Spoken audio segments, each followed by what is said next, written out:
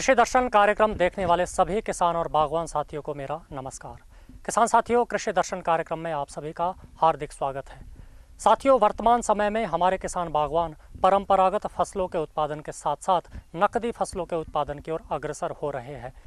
आज हम आपको एक ऐसे ही नवोदित और प्रगतिशील किसान से परिचय कराएंगे जिन्होंने सब्जी उत्पादन को एक व्यवसाय के रूप में अपनाया है और इससे वो काफ़ी मुनाफा भी कमा रहे हैं। साथियों, इनका नाम है भीम सिंह रांगड़ा, जो जंगलवेरी जिला हमीरपुर के रहने वाले हैं। साथ ही साथ हम आपका परिचय करवाएंगे विकासखंड सुजानपुर में विषयवाद विशेषज्ञ के पद पर कार्यरत डॉक्टर सुरेश कपूर से कि सर्दियों के मौसम में हम अपने सब्जियों की देखभाल किस प्रकार करें और क्या क्या सावधानियां हमें बरतनी चाहिए जिससे हमारी जो सब्जियों की फसल है वो रोग मुक्त रह सके और व्यावसायिक स्तर पर हम इसका लाभ भी ले सके। किसान साथियों, अभी मेरे साथ हैं भीम सिंह रांगड़ा जी। आइए इनसे बात करते हैं और इनके अनुभव को आपसे अवगत कराते हैं। भीम सिंह रांगड़ा जी, कृषि दर्शन में आपका स्वागत है, अभिनंदन है। आप हमारे किसान साथियों को ये बताएं कि जो आप ये नकदी फसलों का, जिसमें ख़ास तौर पर सब्जियों का आप उत्पादन कर रहे हैं, ये आपने कब से शुरुआत की और वर्तमान समय में आपके पॉली हाउस के अंदर और आपके खुले खेतों में कौन कौन सी सब्जियां आपने लगा रखी है? मैंने बरसात के बाद मात्र अगस्त महीने से अपनी खेती बाड़ी शुरू की है। इसमें सरकार ने मुझे 2 पॉली हाउस अलाट किए थे, जिसका 85% जो वो सरकार का और 15% मात्र मैंने पेड़ किया है।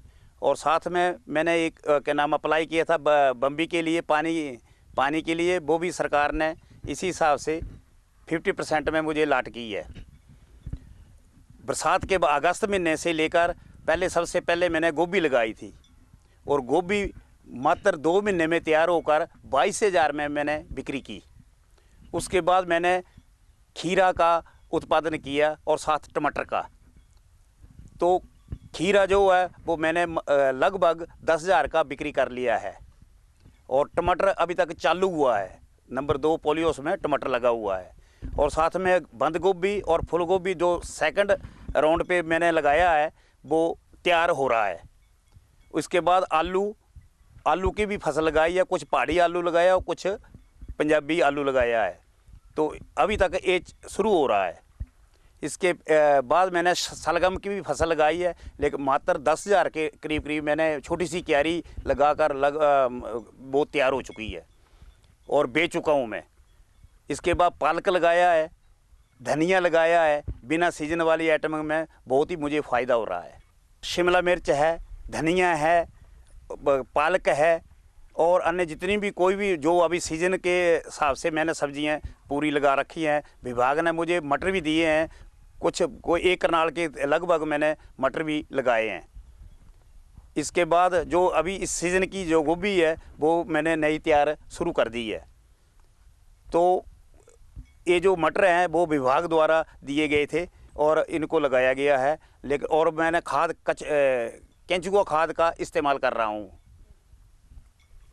और जो विभाग द्वारा फ्री मुझे कुछ दवाइयाँ मिलती हैं वो मैं इसके ऊपर प्रयोग कर रहा हूँ। आम जो जवानों को, युवाओं को मैं शिक्षा मतलब एक एडमिटेड करता हूँ कि वो आप भी खेती के ज़्यादा प्रयोग करें। मेरे परिवार में 2 मेरे लड़के हैं, 2 बहुएँ हैं और वो भी इसमें ज़्यादा रुचि रखते हैं खेती बाड़ी में। और 3 मैंने कर्मचारी रखे हैं, रोज़गार दिया है लोगों को। और शाम को मेरे जो भी गाँववासी हैं वो ताज़ी सब्जी ले जाते हैं बिना क्या नाम स्प्रे की हुई। ये जो मैंने खेती बाड़ी की है चंद दिनों से ही खरीद कर पूरी ये जो है 15 कनाल ज़मीन जो है मैंने फ्रेश खरीद कर एक खेती बाड़ी की है। इसके बाद जो भी मुझे इसमें बहुत ही रुचि है, मुझे कोई ये नहीं भी खेती बाड़ी में मेरे परिवार को भी और मुझे भी खेती बाड़ी में बहुत रुचि है।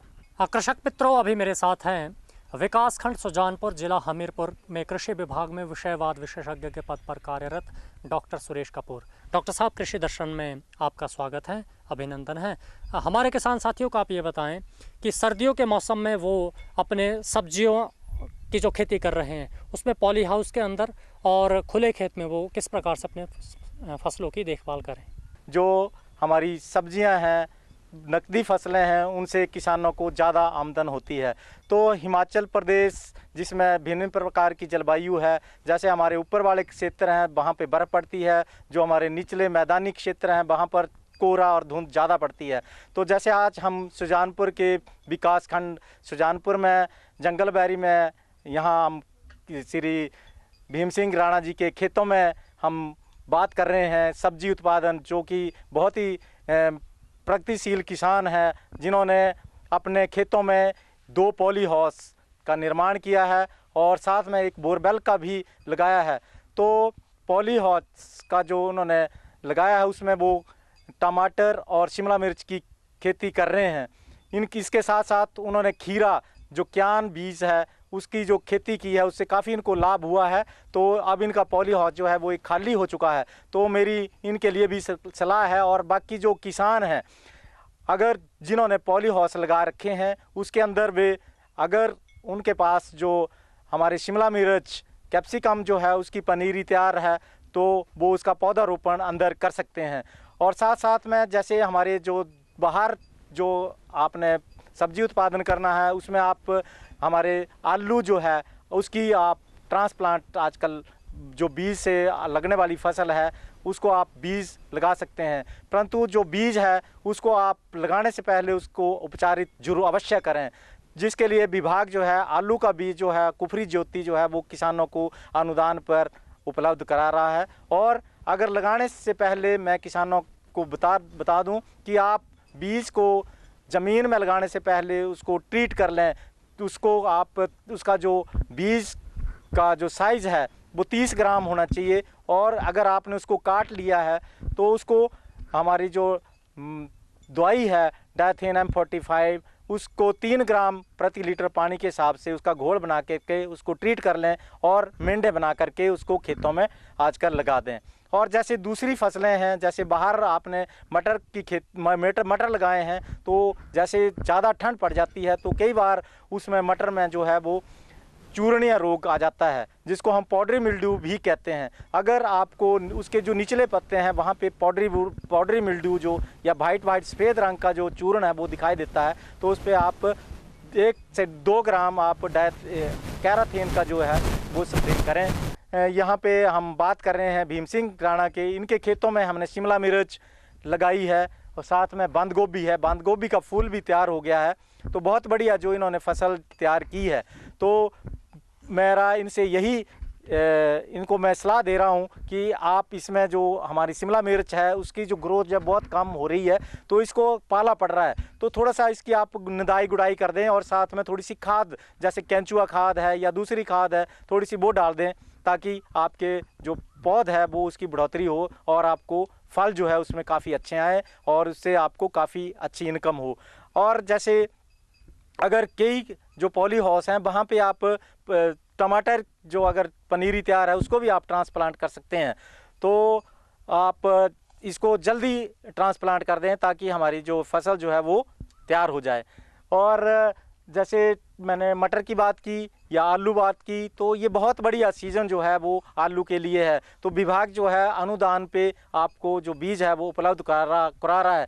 अगर जैसे ये बहुत बढ़िया पैदावार कर रहे हैं, सलगम है, मूली लगाई है इन्होंने और भी फसलें जैसे साग है या सरसों है, दूसरा पालक है।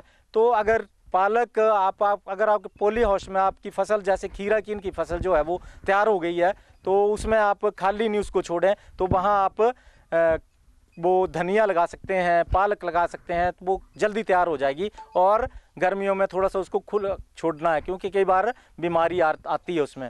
तो उसमें जो फर्टिगेशन जैसे पॉली हाउस में कई बार कहते हैं किसान की हमारे जो 2-3 साल बाद जो है वो फसल कम आ रही है तो उसमें आपने फर्टिगेशन जो है वो मात्रा क्योंकि जो अंदर वाली मिट्टी है उसकी जो उपजाऊ शक्ति है हम बार बार फसलें ले रहे हैं तो उसमें कम पैदावार होने के वही चांसेस हैं कि उसमें जो हमारी खाद जो उर्वरक हैं वो कम मात्रा में पौधों को मिल रहे हैं जिससे उसकी जो प्रोडक्शन है पैदावार जो है वो कम हो रही है। तो मेरा किसानों से यही अनुरोध है कि आप जो फर्टिगेशन की हमने शेड्यूल बनाया है उसके हिसाब से ही आप फर्टिगेशन करें ताकि आपको अच्छी फसल मिले। और अगर ज़्यादा कोहरा पड़ता है जहाँ पे तो आप कोहरे के लिए भी धुआं भी डाल सकते हैं ताकि वहाँ पे पौधों को कोई नुकसान ना हो क्योंकि वो फॉगिंग ज़्यादा होती है तो धुआं जो है उसको थोड़ा सा इफ़ेक्ट करता है। जिससे पौधों में कम नुकसान होता है।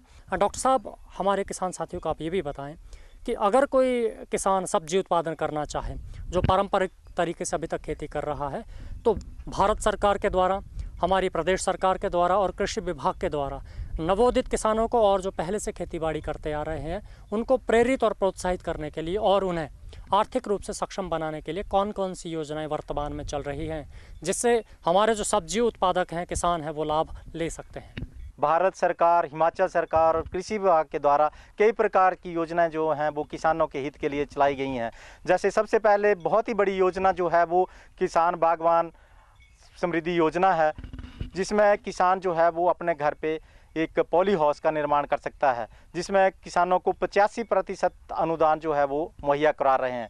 इसके साथ ही जैसे बहुत ही किसान कहता है कि मुझे पानी की प्रॉब्लम जो है वो इरिगेशन के लिए पानी नहीं मिल रहा है, तो उसके लिए विभाग जो है वो सरकार ने उनके लिए 1 लाख रुपए जो है सब्सिडी एक बोरवेल बनाने के लिए, या जैसे उसने टैंक बनाना है पानी जो है वो इकट्ठा करने के लिए 9 क्यूबिक मीटर से लेकर के 50 क्यूबिक मीटर तक जो है जो टैंक है वो उपलब्ध करा रहा है, जिस पे विभाग जो है 50% अनुदान जो है वो किसानों को उपलब्ध करा रहा है। और किसानों के लिए एक बहुत ही बढ़िया योजना जो है वो टपक विधि द्वारा सिंचाई करना या फुहारा विधि द्वारा जो है सिंचाई करना, बहुत ही बढ़िया स्कीम जो है, जिससे पानी की मात्रा किसानों उस पौधों को जितनी ज़रूरत है उसकी आवश्यकता अनुसार ही उपलब्ध होती है और कम पानी में अधिक आप जो है वो एरिया जो है वो कवर कर सकते हैं।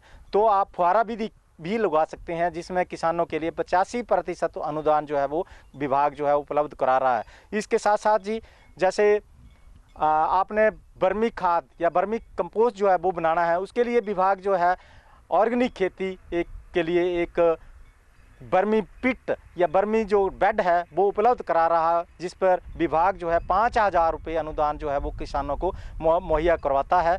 और इसके साथ साथ अगर किसान जो है वो बर्मी बेड खुद नहीं बनाना चाहता है तो विभाग जो है बर्मी बेड जो है वो उसको उपलब्ध करा रहा है और अपने विभाग जो है अपने जो कर्मचारी हैं उनके द्वारा उनके घरों में स्थापित करा रहा है, क्योंकि किसानों को उसके बारे में पूरी जानकारी जो है उपलब्ध कर रहा है कि कैसे आपने इस बर्मी बेड को लगाना है और कैसे उसमें बर्मी खाद जो है वो बनवानी है। जिसके साथ साथ उसको जो कैंचुए हैं वो भी मुफ्त में उपलब्ध करा रहा है और उनको उनके घर तक पहुंचा रहा है। तो इससे किसानों के लिए बहुत ही बढ़िया योजनाएं जो हैं वो चलाई जा रही हैं। इसके साथ साथ किसानों को और भी प्रोत्साहित करने के लिए उनको गांव स्तर पे हम या विकास खंड के स्तर पर या जिला स्तर पर जो हैं वो किसान मेले, किसान गोष्ठियाँ, कृषि प्रशिक्षण शिविर जो हैं, कई बार 1 दिवसीय कृषि प्रशिक्षण या 2 दिवसीय कृषि प्रशिक्षण जो है वो किसानों को दे रहे हैं, ताकि उनको जो विभाग द्वारा जो स्कीमें हैं उन तक पहुंच सकें। इसमें बहुत ही बढ़िया एक स्कीम चलाई है, जैसे कृषि में महिलाओं का योगदान। तो उसमें हम जो महिलाओं के समूह बना रहे हैं, तो उसमें जो महिलाएं हैं वो भी बाकी काफ़ी भागीदारी उसमें ले रही हैं और अपना जो है कृषि कार्य से वो अपनी आर्थिकी जो है बढ़ा रही हैं। तो विभाग जो है हमेशा, जो हमारी सरकार है वो कृषकों के साथ बहुत ही बढ़िया स्कीमें जो हैं उनके उत्थान के लिए, उनकी आर्थिकी बढ़ाने के लिए जो कार्यान्वित कर रही है, ताकि हमारे जो किसान हैं वो समृद्ध बने। डॉक्टर सुरेश कपूर, आप हमारे कार्यक्रम में आए और आपने हमारे किसान और बागवान साथियों को सर्दियों में सब्जियों के समसामयिक कामकाज और विभागीय योजनाओं के बारे में विस्तृत जानकारी दी। इसके लिए आपका धन्यवाद। धन्यवाद जी। किसान और बागवान साथियों, हमारे प्रदेश की जलवायु सब्जी उत्पादन के लिए बहुत ही उपयोगी है। हमारे प्रदेश के खेतों में पैदा की गई सब्जी बाहर के बाज़ार में अच्छी कीमत हासिल करती है, क्योंकि यहाँ का जो बीज है वो उन्नत स्तर का होता है और उससे उत्पादन भी उतना ही अव्वल दर्जे का होता है। इसी के साथ कार्यक्रम को संपन्न करने की अनुमति चाहेंगे और अधिक जानकारी और कार्यक्रमों के लिए देखते रहिए दूरदर्शन शिमला। मुझे अनुमति दीजिए। आप सभी को नमस्कार।